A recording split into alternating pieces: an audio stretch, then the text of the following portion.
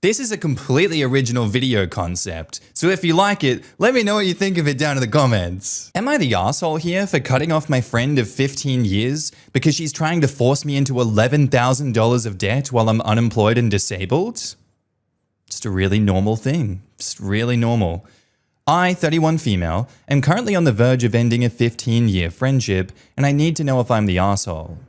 So I've been jobless since July 1st, 2025.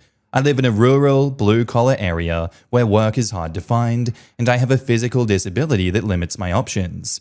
My boyfriend of 2 years is currently the only one with a steady job. He has his own debts he's paying off, and I refuse to make my financial burden his. My friend P has been pushing me to join an IT certification program called My Computer Career with her. I did a marathon interview with them today, and the red flags started flying immediately. The tuition is $21,000 for a 7-month program. FAFSA only covered half, leaving me with $11,000 in debt. I have bad credit and no income. I have no idea how they even approved me for an $11,000 loan, which feels incredibly predatory. I did some research and found out that the same certifications they offer can be done via self-study for less than $2,000.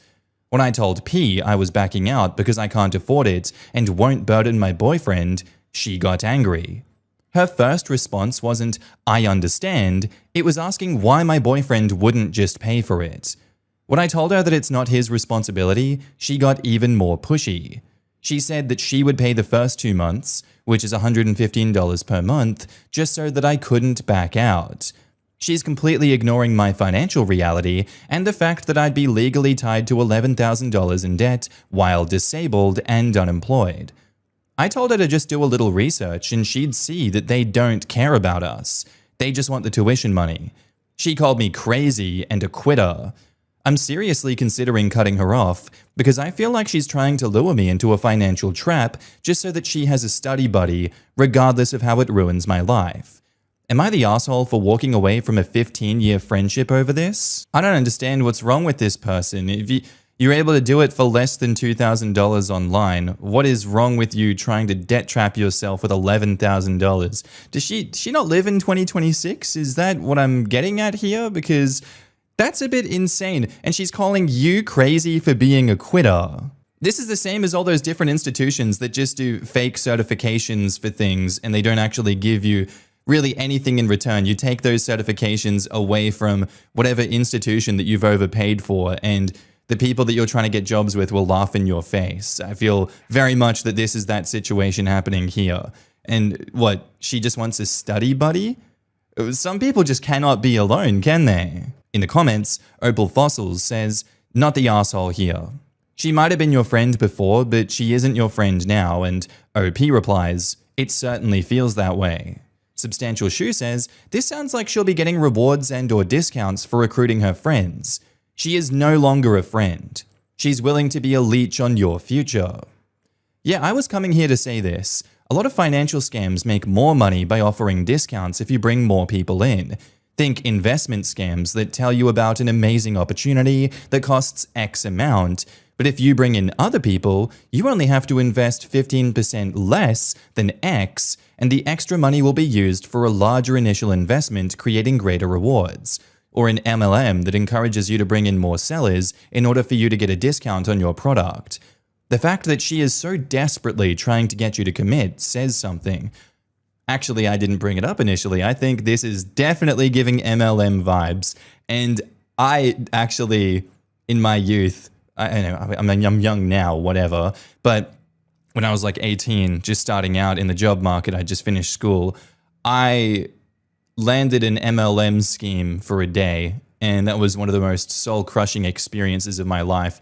Being someone that stands up in a supermarket, just trying to wave people over and be like, "Hey, do you want to sign up for this subscription service for a charity where you have to give $50 per month or $100 per month that you're just going to forget about? And I get $20 for signing you up for hundreds of dollars worth of fake charity donations." That's a good time. I wanted to die. That sucked. Anyway, I think this is an MLM. Case closed. Not the asshole, OP. Next one. By user Human Profile 1975, and it's titled, Am I the asshole here for choosing my wife over my mum? I, 32 male, have been married to my wife, 33 female, for 5 years. I lost my dad when I was 16. I'm an only child. Life was rough after he passed, but my mum is one of the strongest women that I know. I was shattered, and she held everything together. I love her more than anything. I met my wife in the first year of college. We've basically grown up together. She's my world. Right now, the three of us live together in our apartment. My mum is getting older and needs care, and I feel lucky that I have the two most important women in my life under one roof. Both my wife and I have good careers. We're ambitious and doing well, and yes, we don't have a child. That's a conscious decision. Dual income, no kids, let's go! I'm okay either way. I love my kids and would love to have one someday, but my wife doesn't want one right now. Maybe not ever. We've had long conversations about it, and I have never forced her. It's her body, she's at the peak of her career, she says that she doesn't feel ready for motherhood and doesn't know if she ever will, and I respect that. The issue is that my mum desperately wants a grandchild. Sorry, Grandma, it's probably not happening right now. For the past year, she's been emotionally pushing. Subtle comments like, "You'll understand when you have your own, don't wait too long, women regret it later." I kept brushing it off, hoping that it would fade. 2 days ago, we had guests over who brought their kids. After they left, my mum looked at my wife and said, "You can't even give me one grandchild? Isn't that what women are meant to do? Your biological clock is already expiring. I hate you." I hate you, Grandma. Don't say that shit. What is wrong with you? Yeah, you know what's really gonna get me a grandchild? Shame. I'm gonna walk you through the town and be like, "Shame, your biological clock is already expiring. I need those eggs. Give me the eggs." Oh, God. So my wife immediately said, "Isn't it my decision whether I want to have a child?" It turned into a heated argument. I stepped in and I told my mum, "Please stop forcing us. It's her decision. Whatever she decides is final. You don't get to talk to her like that." I won't lie, my tone was harsh. I've never raised my voice at my mum before, ever. I've always been respectful, but this time I snapped. I'd been ignoring these comments for a year, and hearing her question my wife's worth as a woman just broke something in me. Now my mum hasn't spoken to me in 2 days. The house feels tense. I feel guilty for shouting at the woman who sacrificed everything for me, but I also feel like if I hadn't stepped in, I would have failed my wife. My mum hasn't been eating well and mentioned that she wants to move out. Am I the asshole here for losing my temper and shouting on my old mum like this? What? What is going on? So, what, you guys stand up for yourselves here and all of a sudden mum's like, "Oh, I'm just gonna stop eating. I feel really sad." You know how it hurts my body when I try to police your body and you say no to me? Do you understand how that makes me feel? I'm gonna go take a long walk off a short bridge because of you guys. That is genuinely the energy that I'm getting from her here. The house feels tense. I feel guilty for shouting at the woman who sacrificed everything for me. Does she feel guilty for guilt-tripping you guys into being like, "Where's my babies? Use your body to make me baby right now." Bet she doesn't feel too bad about that, so why are you beating yourself up over it? You've already cut the curtain strings.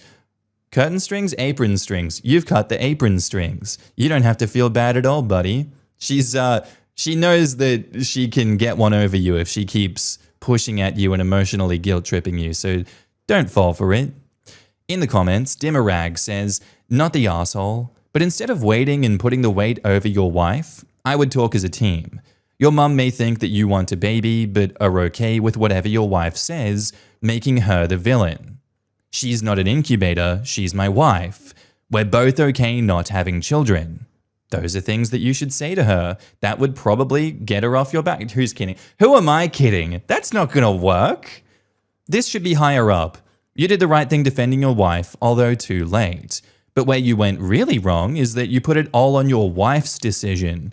It is your joint decision. You should have said, "It is our decision as to whether or not to have kids." You see the difference? I love kids, and I would love to have one someday. or he wants kids and just, or he does want kids and just won't admit it to his wife how important it actually is to him. That's 100% what's happening here. He wants a kid, he's holding out hope that his wife will change her mind, she probably won't. And if that is the case, because I'm getting those vibes as well here, I feel like if it is the case that she's not going to change her mind, as we've seen in these stories time and time again, that is going to be a relationship breaker if one of you won't change your mind on that one. And there's nothing wrong with that. It's just that a lot of people enter these relationships with the idea that they're going to be dink, dual income, no kids, we're going to be child free. And time again, someone changes their mind. It doesn't happen all the time, but when it does, you kind of see something bad might happen down the line where maybe grandma's going to be like, I was right. I want grandkids and he's going to give me a grandkid, just not with you. And maybe she's the one that poisons the water that ends this relationship. Who knows? Not the arsehole. Your wife isn't an incubator. Your mum crossed a line. Wanting grandkids is fine, but shaming a woman for not providing them isn't. Not the arsehole. Mum shouldn't even be hinting about grandkids.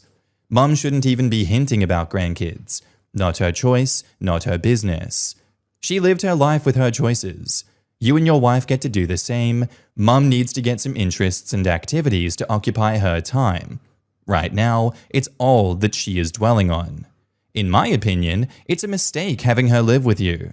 You and your wife are living your lives right in her face 24/7. Get her her own place near you. Get her a pet, a puppy or a kitten to take care of. Encourage her to get involved in community service. Volunteering at a shelter, human or animal, would give her a place to use her grandmother instincts without harassing you and your wife. I like the idea that you're putting forward here, but I think it also misses the mark a little bit that when people want grandkids, they don't want to go volunteering at places. I know that the grandmotherly instincts would be better used in places like this. It's just a part of me that goes, they're going to laugh in your face if you give them this idea and they're going to say, no, I don't want to volunteer. I want grandkids. Are you not hearing what I'm saying? That's just one possible thing that would happen as a result of this. But hey, I am not OP. I am not the grandmother. I can't talk. I'm an idiot. All right, let's go to the next one. By Distinct Constant, titled, Am I the arsehole here for telling my father the only way that I could visit him while he was convalesced was if he paid for the time that I would need to take off work? So when I was a kid, my dad was a workaholic. We never lacked anything in my childhood home except his time and attention. He kept saying one thing over and over. Who's going to pay for the bills if I don't work? My dad released a new Mercedes every few years. Come on. I just don't get it. This is like a keeping up with the Joneses mentality. I understand why people do it, but if you keep saying who's going to pay for the bills if I don't work, I feel like you're a little bit financially illiterate there, but hey. Our home had a heated indoor pool. We had a housekeeper. That one I don't blame you for. That is a tip that is said a lot in these videos. Get a housekeeper because your time is money, and it's one that actually does have a good return. Look at me. I am like Caleb Hammer, except I'm not going to continue. There were places in the budget for him to cut back. When I was hospitalized at 16, when I got hit by a car, he came the first night, and I didn't see him again until I was released. When my older sister got married, he only showed up for the ceremony and reception. Nothing else, and he caused problems. What is his problem? I grew up knowing that I would never treat my kids that way, and I've lived up to that standard that I set for myself. I use all my paid time off every year.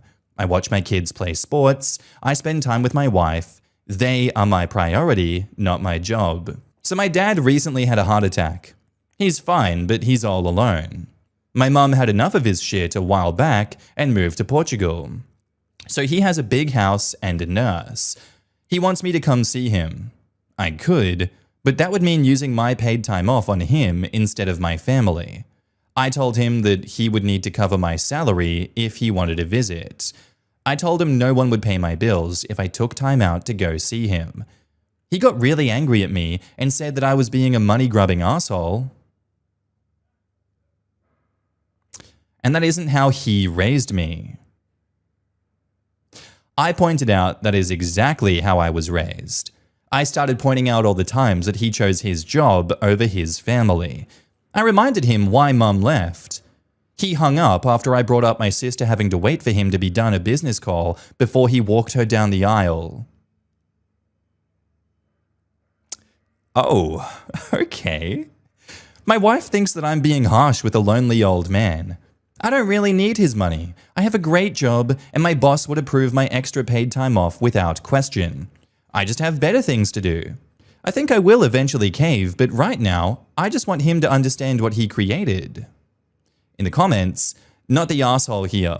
Y'all are missing the fact that OP's father literally had his own daughter put her wedding on pause so he could finish a business call, and y'all want to sit there and say that this man was working for his family? No, he was working to stay away. There's a difference. Very clearly, he made the money he needed to provide his children with that life, enough money that he could have genuinely been present, and he chose not to be. Remember that OP's mum was sick of this man's shit and booked it. My father is a workaholic, always has been. It comes from his parents who are an older generation, etc. But the thing is, he has 5 children. 5 of us, and he's always made the time. Every play, he was there. Graduations, soccer games, hospital visits. He'd been working over 60 hours when I overdosed, and you know what he did? He showed up. Even when he went to Puerto Rico and Disneyland. That man worked. He's always and has always been working. But I've never ever been made to feel like I, my father's child, came second to his job. Y'all are grasping at the fact that OP had more than average growing up, more than just the needs. So did I, and it doesn't excuse the lack of being a real parent. Nothing does. We all made choices we can live with, but that doesn't mean that we have to live by those choices that others make. You know, there's a secret third option here. You can have an unemployed father who also doesn't show up for things. That's the more fun option, I think. That's a character building experience, one might say.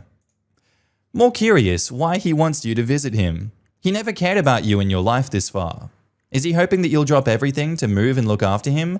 Or has the penny finally dropped, but instead, he still won't come and visit you when he's well enough? Likely he's just lonely. He can't work in his current state and probably has a ton of free time now to realize how empty his life is. He wants his kids now that he's got nothing better to do and no one else to call. Yeah, when you make your whole identity and purpose just the work that you do and they fill up the void in your life, it's easy for those types of people to be like, no, I'm content with this. My family isn't making too much noise, isn't making too much of a ruckus. I'm very happy with the work-life balance that I have created in my life. And now that I've had a heart attack and I'm living alone with my nurse, all of a sudden I don't have that work void to fill the... I don't have that work to fill the void. What am I gonna do? How dare you ask me to pay you? What? Now my love is transactional? It's like, I don't know, they don't realize it's always been transactional and that, you know, cat's in the cradle and the silver spoon, whatnot. Very sad old man, but I don't blame OP at all. I don't think OP is the asshole for saying that the only way he could visit him while he was convalesced was if he paid for the time. No. What does convalesced even mean? I don't know, but I don't think you're an asshole, OP. I think you've used all your paid time off for things that are important for you. You shouldn't take it for him. I mean, he should be content with the business calls you give him, right? That's how it was before. That's how it'll be now. Anyway, gonna leave the video there. Let me know what you think of it.